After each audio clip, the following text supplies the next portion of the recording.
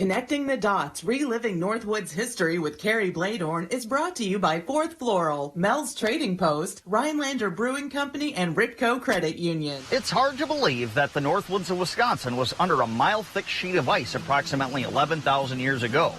It might also be hard to believe that giant slab of ice would have a direct impact on its logging and lumbering history some 10,000 years later. The glacier that once covered the northern highland region plowed its way south from the Lake Superior area. In its retreat, it left the landscape we see today: sandy soils, glacial lakes, and wetlands interspersed with well-drained uplands. These features made the perfect location for the growing of pine forests. Following the melting of the Laurentide ice sheet, the forest primeval did begin to take root. For thousands of years, it was little changed, even by the animals and the people that migrated into the area to call its lands home. Fast forward to 1848, Wisconsin became the 30th state in the Union. As more people headed west, the need for lumber and building materials grew. Axes began to chop away at the southern reaches of the Great Wisconsin Pinery, which extended as far south as Wood and Portage counties, and covered the land all the way to Lake Superior. It is estimated that 100 billion board feet of lumber was contained in this virgin forest. These events and others set the stage for the great logging boom of the Northwoods of Wisconsin, a time never seen before or since. Logging became a prominent industry in the major river valleys of the state, as dozens of lumber mills popped up in the lumber districts, including Menominee, Chippewa, the Wolf, and Wisconsin rivers, among others. As logging cut its way north at an accelerated rate along the Wisconsin River, an impediment known as Grandfather Falls stood in the way.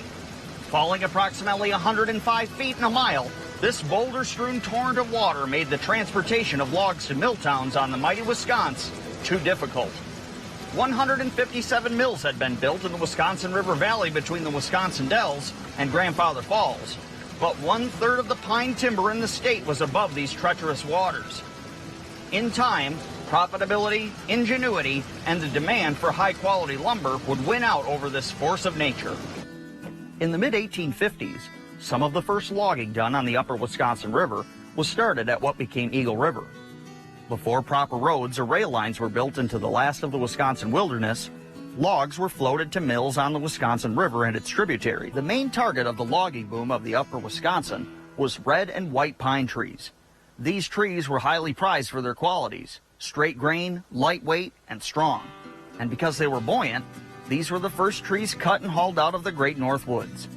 Logging the northern forest began with timber cruising. The cruiser would inspect the acreage and determine the amount of lumber that could be cut from it.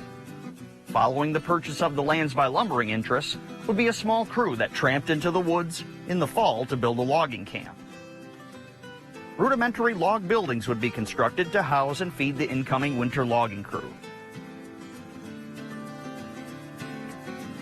As the ground began to freeze, loggers from all different nationalities would descend on the pinery and take work in the hundreds of camps that sprang up year to year.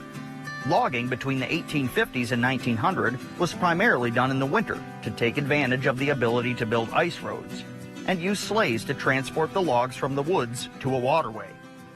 Wetlands and lakes would be frozen and more easily traversed. And an added bonus, despite the deep snow and frigid temperatures, no mosquitoes. Work in a logging camp became highly specialized.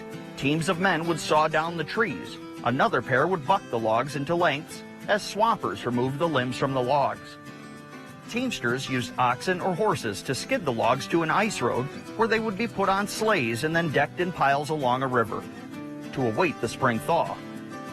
Blacksmiths, carpenters, cooks, clerks, and filers, and other jobs also occupied the camps. Tools of the trade consisted of axes, crosscut saws, cant hooks, and pike poles, among others. Blacksmiths could fix or fabricate any item needed in camp, from soup ladles to axe handle replacements to building sleighs from scratch. Loggers spent the winter in camp deep in the forest, and through their hard work developed a culture that has been romanticized in American history, much like cowboys on the Western Plains. The men that worked in the logging industry were a breed unto themselves, strong, hardened, and resilient.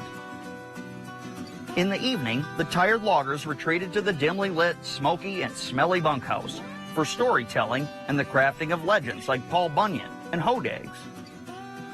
loggers of the Great Pine Country developed colorful language unique to their work, some of which can't be shared in public. Entire books have been written in order to preserve and translate the spirited language of the lumberjack. When the spring thaw and river breakup occurred, no time was wasted in tumbling the decked logs into the current on their final journey to a mill town. The crew that stayed on for the drive were known as river hogs, river rats, or caddy men, due to their nimble ability to run along the logs floating down the river. Logging in camp was dangerous work, where trees, logs, and branches could cause severe injuries. But river drives were the most fatal of logging work, where crewmen might be sucked under a jumble of logs, crushed, or even drowned, never to be seen again. When the logs arrived in the mill town, they were separated by stamp hammer marks found on the butt ends of the log, and corralled by booms before being sent to the screaming saw blade to be turned into lumber. This important work gave Rhinelander's Boom Lake its name. Towns sprang up across the Northwoods to accommodate the growing lumber industry, and few more famous than Hurley, Wisconsin, where its strip of taverns and brothels spawned stories like that of Lotta Morgan and others, as depicted in the classic 1936 film Come and Get It.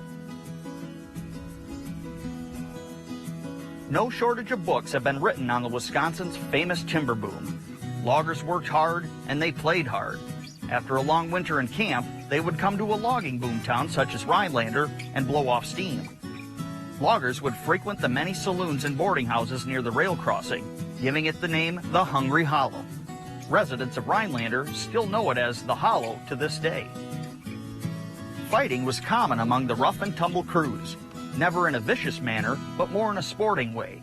Many loggers spent the night drying up in boomtown jails built just for that purpose. Lumber mills dotted the northern Highland region, in just about every town that still stands, and many that are gone. In the early days, lumber was rafted by rivers and lakes to places like Chicago, St. Louis, and in the growing communities of Wisconsin. With the coming of the railroads in the 1880s, the logging industry ripped into high gear over the short course of 40 or so years. The so-called inexhaustible virgin forest was decimated at a rate of billions of feet of logs per year. Special railroads, narrow gauge lines, were also built into the pine stands to facilitate year-round logging.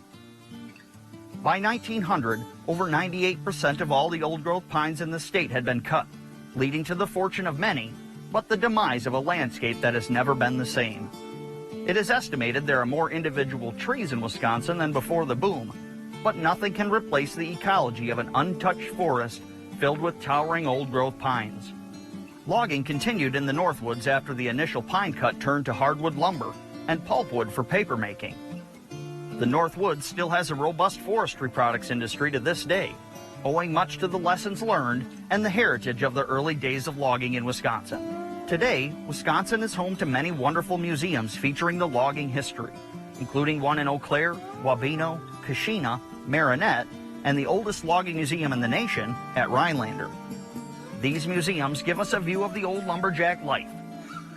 Here at Cathedral Pine State Natural Area near Lakewood, Wisconsin, the largest tract of old-growth pines in the state can be seen. At this site, one can get a glimpse of the forest before the big cut and imagine the grandeur of what the Northwoods of Wisconsin looked like, the kind early loggers encountered more than 200 years ago. I'm Kerry Bloedorn, and this has been Connecting the Dots, reliving Northwoods history on Newswatch 12. Connecting the Dots, reliving Northwoods history with Kerry Bloedorn is brought to you by Fourth Floral, Mel's Trading Post, Rhinelander Brewing Company, and Ripco Credit Union.